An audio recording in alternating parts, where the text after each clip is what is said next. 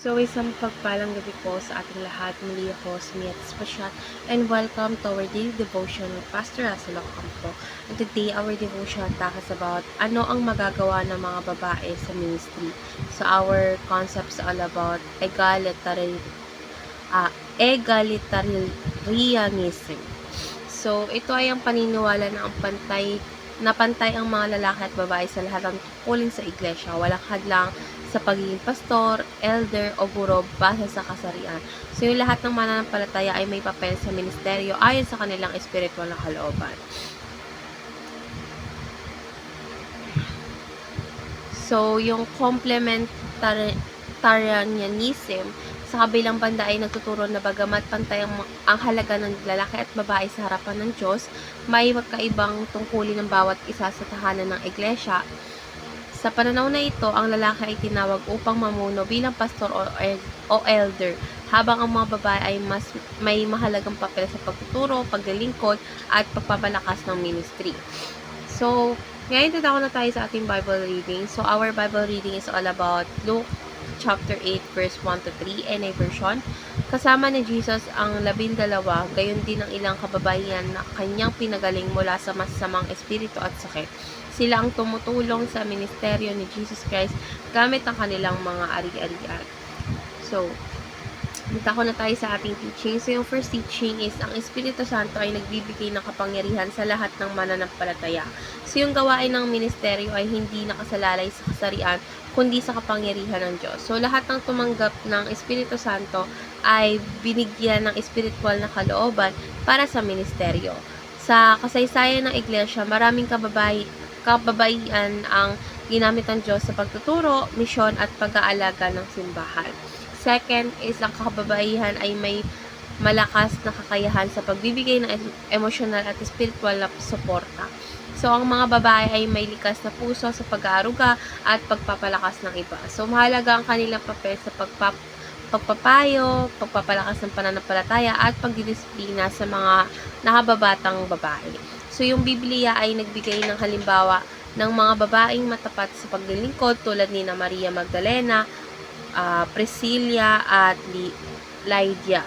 So, last teaching is, ang kababaihan ay mahalagang taga-suporta ng ministeryo. So, sa panahon ni Jesus Christ, ang ilang kababaihan ay nagbigay ng kanilang mga ari-arian upang mapalakas ang ministeryo.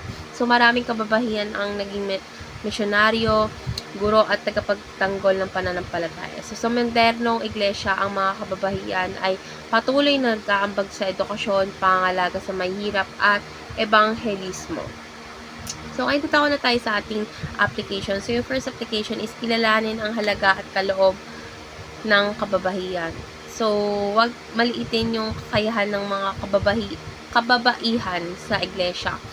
So, bigyan lakas at suporta ang kanilang mga kaloob upang lalo silang makatulong sa mga gawain ng Diyos. So, ang ministeryo ay hindi para lamang sa kalalakihan, kundi para sa lahat ng tinawag ng Diyos. Second is, pakawalan ng kapangyarihan ng kababaihan sa ministeryo. So, bigyan ng pagkakataon ng kababaihan sa pagtuturo, pagpapayo at paglilingkod.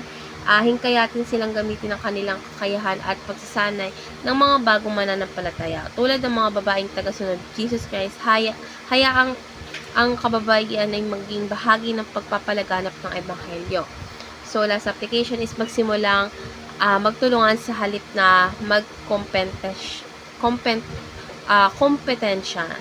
So, hindi ito tungkol sa kung sino ang mas magaling, kundi kung paano magtutulungan ang kalalakihan at kababaihan sa ministeryo. So, ang mga kalalakihan at kababaihan ay dapat magtulungan sa paglilingkod sa simbahan ayon sa kanilang espiritual na kaloob at tungkulin. So, sa halip na ipagpilitan ang sarili sa isang papel, ito ang pansin sa kung paano